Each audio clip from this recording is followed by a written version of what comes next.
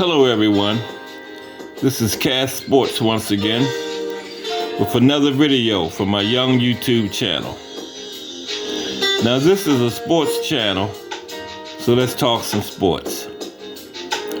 Today I want to talk about the contract situation between Lamar Jackson and the Baltimore Ravens.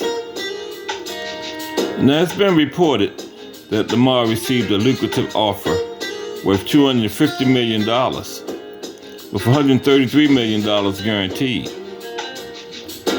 But he turned it down because he wanted a contract more along the lines of the one Deshaun Watson received from the Cleveland Browns last year, which was worth $230 million fully guaranteed. Now, to be fair to Lamar, $133 million in guaranteed money is kind of low compared to the guaranteed money that's been given to quarterbacks the last couple of seasons around the NFL. Now, it's getting ready to become interesting because this past week on February 21st, that was the date the teams could start using the franchise designation on their players. Now, what the franchise tag is a designation that each team can put on one player that's the free agent every offseason. Now, there are two main types of franchise tags. There's the exclusive tag and the non-exclusive tag.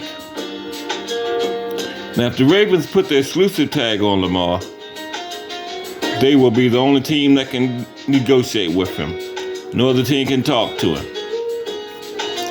Now, if Lamar goes into next season and actually plays under the exclusive tag, then the Ravens will have to pay him $45 million because that's the rule.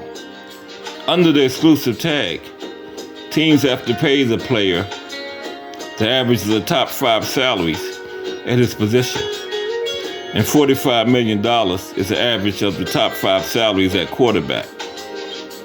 Now, if the Ravens place the non-exclusive tag on Lamar, then he can negotiate with any team in the NFL.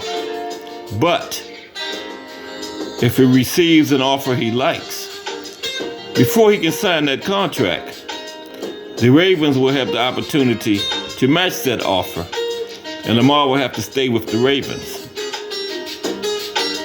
But if the Ravens don't match that offer and decide to let him walk, the team that he signs with will have to give the Ravens 2 first-round draft picks as compensation for signing Lamar. Now, under the exclusive tag, the Ravens could trade Lamar and receive more than 2 first-round draft picks. Under a trade, they could potentially receive players and picks. Okay? So now let's talk about some teams that Lamar could end up with if he doesn't play for the Ravens next season. The Atlanta Falcons have shown interest. And they have shown a lot of interest in Lamar. And it wouldn't be a bad landing spot for Lamar. The Falcons have a run-heavy offensive system, and they already have some nice weapons on the roster to put around him. Plus, the division they play in, the NFC South, is wide open for any team to win. Last season, the Tampa Bay Buccaneers won it with an 8-9 record. So, if the Falcons could sign Lamar, they would become the instant favorites to win that division. So Atlanta wouldn't be a bad team for Lamar to play with next season. The New York Jets have been mentioned, but it seems their interest has diminished as of late. The main names coming out of New York now is Aaron Rodgers and Derek Carr. So if Lamar doesn't play with the Ravens next season, New York isn't a likely landing spot for him. The Miami Dolphins have been mentioned, and I think that would be a very good destination for Lamar for obvious reasons. He's from Florida, and look at their top 2 wide receivers, Tyreek Hill and Jalen Waddle. And Lamar has never played with that level of talent at receiver since he's been in the NFL. Nowhere near, okay?